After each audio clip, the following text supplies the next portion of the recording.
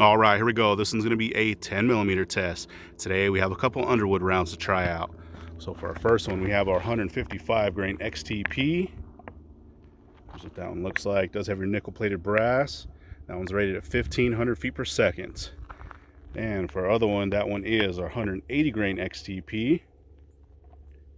Also nickel plated brass, and that one's rated at 1300 feet per second. That is out of a 5-inch barrel, so we'll see how close we come today. So we'll be testing it out of our Glock 29. That one does have a 3.78-inch barrel. We'll be going through our gel. That is a 10% block.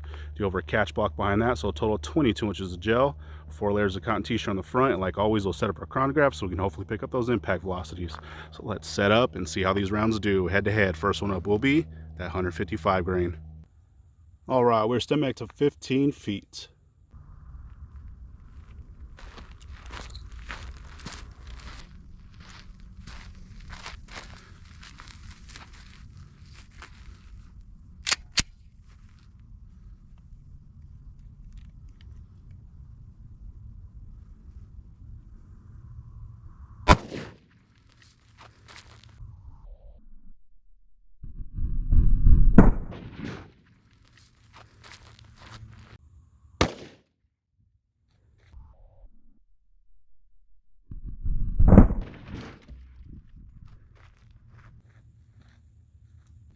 All right, let's see how we did on that one.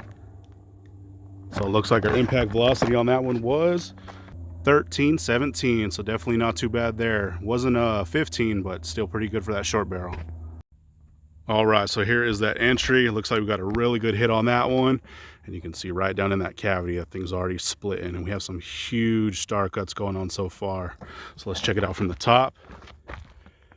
Oh yeah, check that out. That is crazy. We have a ton of damage right there. So it looks like it did carry it just about halfway through that block. It did start to settle down. Then we actually did make it into that second block. But man, check that out. That is a huge stretch so far. So let's see what kind of measurement we have on that one. So it does look like we actually have a blowout here too. So we'll measure it from there all the way over. Man, that's crazy. We're just about 4 inches, a little over 3 3/4, probably 3 7/8. So man, that is very impressive there for that short barrel. So let's check it out from the side. Oh yeah, man, same thing from the side. That is crazy. So it looks like as soon as this one came in, got immediate expansion, and that thing pretty much blew up in there. You can actually see a few fragments kind of shooting off, and then you can see that blowout here a little bit better from this side. But man, it carried that energy pretty darn good. Now that we see it from the side, probably about 2/3, if not 3/4 of the way through that block, and did start to settle down. There's some really small fragments here at the end, and then we did make it into that second block. So let's see our measurement here from the side.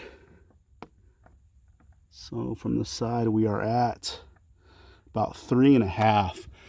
So, you know, still pretty impressive. Not as much from the side than the top, but still pretty good. And like always, we'll cut these open here at the end and get our a little bit more accurate cross section. But man, that is very impressive there. And then let's see where that round is resting. So you can see it in that second block. Looks like it is facing downward. And at our leading edge, we are right at 1 3/4 inches. So I made it 12 3/4 inches of total penetration for that one. So let's set it for that 180 grain and see how that one does. All right, so real quick before I set that next one up, we got so much damage here on this side that I'm not gonna be able to go on the same side because they'll probably end up colliding. So what I'm gonna do is I'm gonna flip this block and then we're gonna come in the opposite side, just because that one just created so much damage. So let's set up and see how it does. All right, we're still back to 15 feet.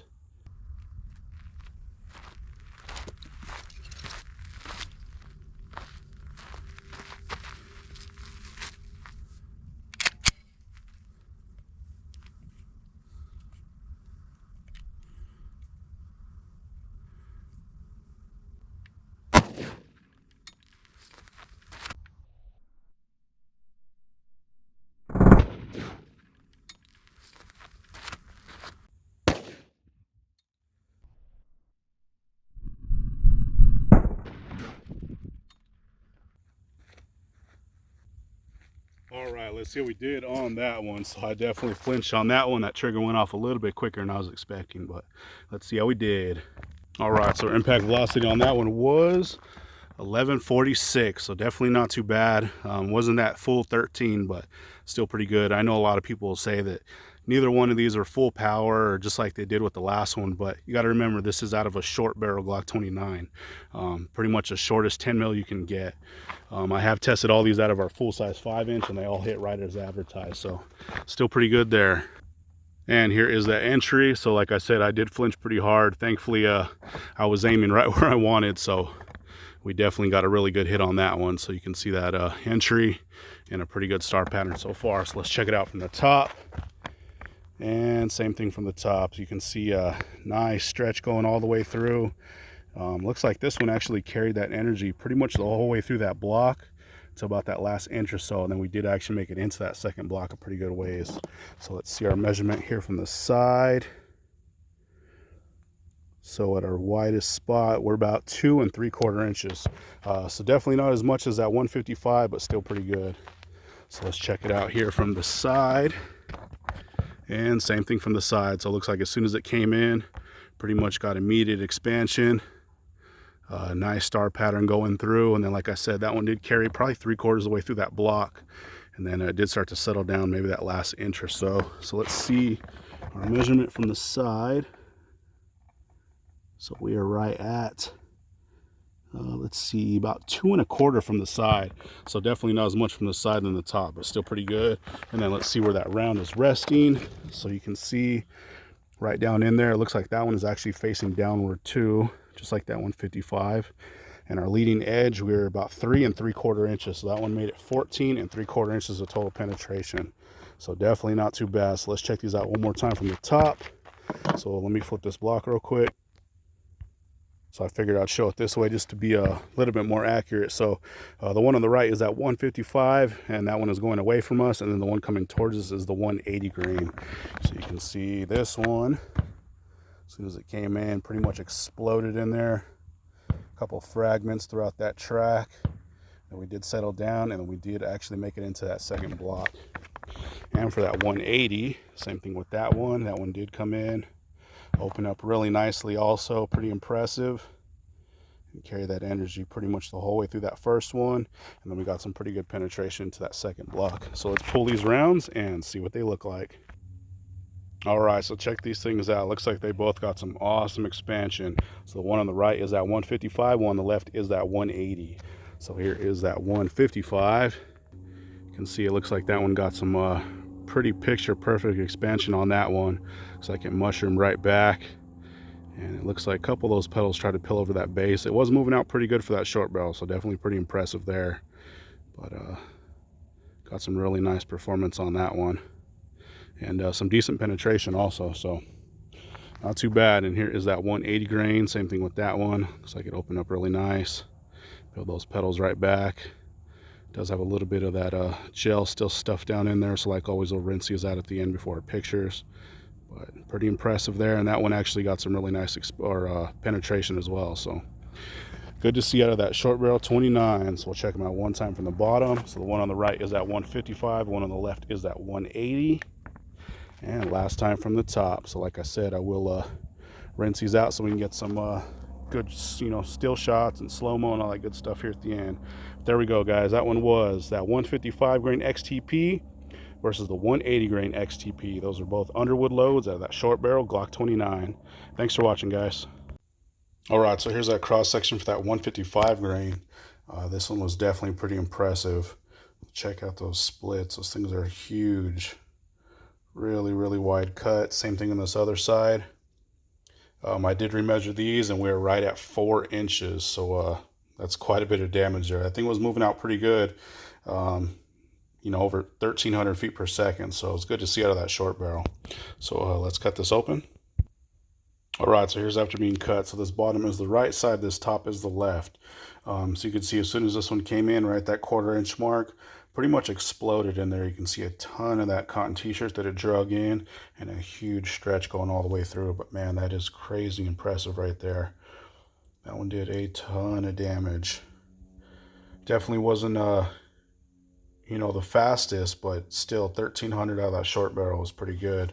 So same thing on this other side. You can see it came in, started to open up. There are some fragments already.